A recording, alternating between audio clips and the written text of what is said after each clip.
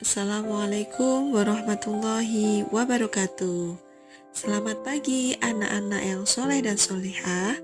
Ketemu lagi dengan saya Bu Muna dalam mata pelajaran Pendidikan Agama Islam dan Budi Pekerti kelas 8. Anak-anak, hari ini kita akan mempelajari tentang meyakini kitab-kitab Allah dan mencintai Al-Quran. Anak-anak hebat, iman kepada Allah Subhanahu wa Ta'ala berarti percaya dan yakin dengan sepenuh hati bahwasanya Allah Subhanahu wa Ta'ala telah menurunkan kitab-kitabnya kepada para rasulnya. Ajaran yang terdapat di dalam kitab tersebut disampaikan kepada umat manusia sebagai pedoman hidup agar dapat meraih kebahagiaan baik itu di dunia maupun di akhirat.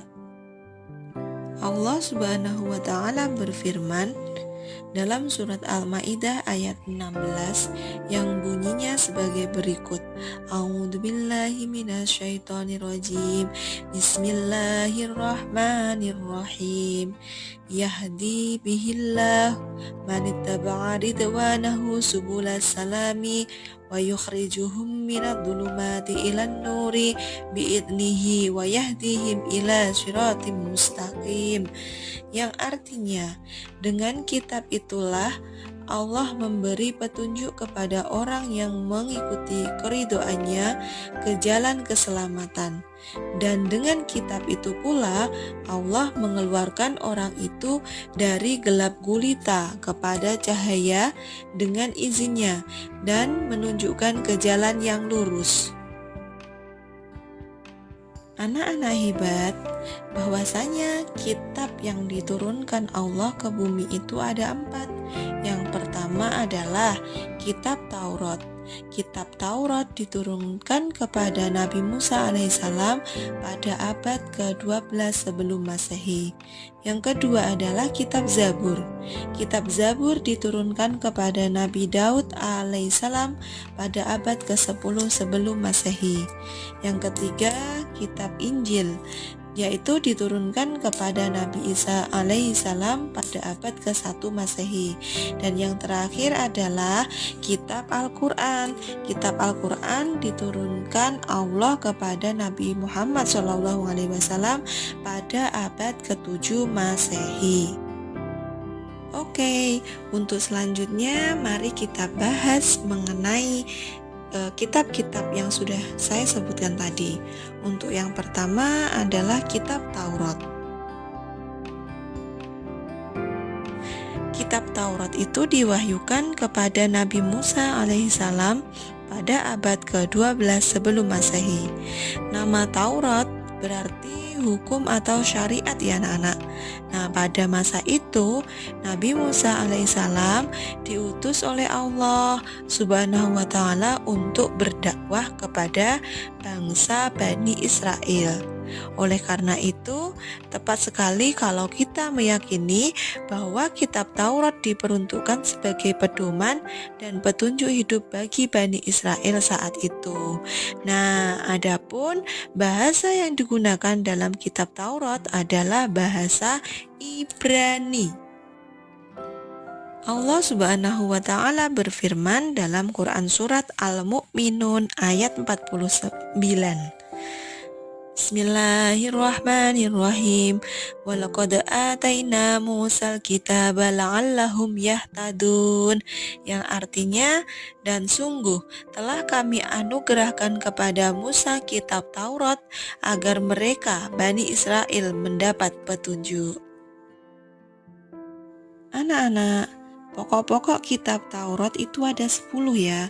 Untuk yang pertama adalah perintah untuk mengisahkan Allah Subhanahu wa Ta'ala. Yang kedua, larangan menyembah berhala. Yang ketiga, larangan menyebut Allah Subhanahu wa Ta'ala dengan sia-sia. Dan yang keempat adalah perintah menyucikan hari Sabtu. Untuk yang kelima adalah perintah menghormati kedua orang tua. Yang keenam, larangan membunuh sesama manusia. Yang ketujuh, larangan berbuat zina. Yang kedelapan adalah larangan mencuri, yang kesembilan adalah larangan menjadi saksi palsu, dan yang terakhir adalah larangan mengambil hak orang lain. Untuk kitab yang kedua adalah kitab Zabur. Kitab Zabur diturunkan Allah Subhanahu wa taala kepada Nabi Daud alaihissalam untuk bangsa Bani Israel atau umat Yahudi. Kitab ini diturunkan pada abad 10 sebelum Masehi ya anak-anak.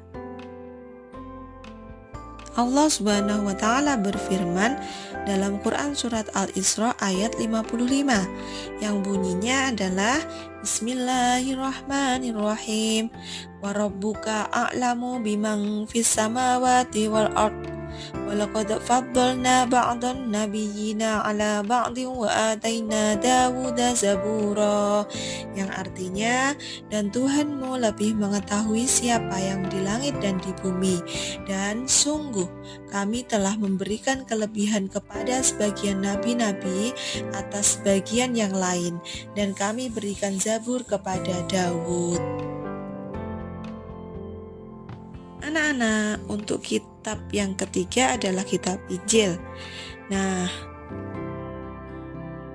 kitab Injil diturunkan kepada Nabi Isa alaihissalam pada permulaan abad 1 Masehi. Kitab Injil diwahyukan di daerah Yerusalem. Kitab ini ditulis pada awalnya dengan menggunakan bahasa Suryani. Kitab ini sebagai pedoman bagi kaum Nabi Isa alaihissalam, yaitu kaum Nasrani. Allah Subhanahu wa taala berfirman dalam Quran surat Maryam ayat 30. Bismillahirrahmanirrahim. Qala inni abdullahi ataniyal kitaba wa ja'alani nabiyya, yang artinya dia Isa berkata, sesungguhnya aku hamba Allah, dia akan memberiku kitab Injil dan menjadikan aku seorang nabi. Nah, yang soleh dan solehah, isi kitab Injil secara umum ada 4 nggih. Untuk yang pertama adalah perintah untuk kembali mengesahkan Allah Subhanahu wa taala. Isi yang kedua yaitu berkaitan tentang membenarkan keberadaan kitab Taurat. Yang ketiga, menghapus beberapa hukum dalam kitab Taurat yang tidak lagi sesuai dengan perkembangan zaman. Dan yang terakhir adalah menjelaskan bahwa kelak akan datang kembali Rasul Allah, Nabi Isa alaihissalam, yaitu Nabi Muhammad sallallahu alaihi wasallam. Untuk kitab Allah yang diturunkan paling akhir yaitu kitab Al-Quran. Kitab Al-Quran merupakan kitab yang diturunkan Allah Subhanahu wa taala kepada nabi dan rasul yang terakhir, yaitu Nabi Muhammad SAW. Nah, anak-anak, kitab suci Al-Quran itu diturunkan Allah sebagai penyempurna dan membenarkan kitab-kitab sebelumnya.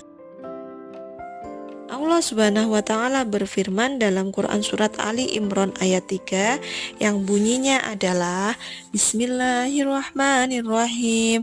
Nazzala 'alaikal kitaba bil haqqi musaddiqan lima baina yadayhi wa anzalat taurata wal injil, yang artinya dia menurunkan kepadamu Nabi Muhammad kitab Al-Quran dengan hak, membenarkan kitab-kitab sebelumnya, serta telah menurunkan Taurat dan Injil. Pokok-pokok ajaran Al-Quran itu ada 5 ya anak-anak. Untuk yang pertama yaitu akidah atau disebut juga dengan keyakinan, yaitu hal-hal yang berkaitan dengan keyakinan seperti mengisahkan Allah dan meyakini malaikat-malaikat Allah. Itu ya. Untuk yang kedua, akhlak atau budi pekerti, yaitu berkaitan dengan pembinaan akhlak mulia dan menghindarkan akhlak tercela. Untuk yang ketiga adalah ibadah, yaitu berkaitan dengan tata cara beribadah seperti sholat, zakat, dan ibadah lainnya. Yang keempat, kaitannya tentang muamalah, yaitu berkaitan dengan tata cara berhubungan dengan sesama manusia. Dan yang terakhir adalah tarikh atau sejarah, yaitu kisah orang-orang dan umat terdahulu. Begitu ya anak-anak isinya. Oke, untuk selanjutnya kita akan membahas tentang persamaan dan perbedaan kitab dan suhuf. Jadi, untuk persamaan kitab dan suhuf adalah keduanya itu sama-sama firman-Nya Allah yang diturunkan kepada para rasul Allah. Nah, sekarang perbedaannya. Perbedaan kitab dan suhuf adalah 1. Isi kitab itu lebih lengkap daripada isi suhuf. Untuk yang kedua, bentuk dari kitab itu sudah dibukukan, sedangkan suhuf masih berbentuk lembaran-lembaran yang terpisah. Dan yang terakhir adalah kitab itu biasanya berlaku lebih lama daripada suhuf. Anak-anakku yang soleh dan soleha, itu tadi penjelasan mengenai bab meyakini kitab-kitab Allah dan mencintai Al-Quran. Segitu saja dulu penjelasan hari ini. Terima kasih atas waktunya. Bu Muna akhiri. Sekian. Wassalamualaikum warahmatullahi wabarakatuh.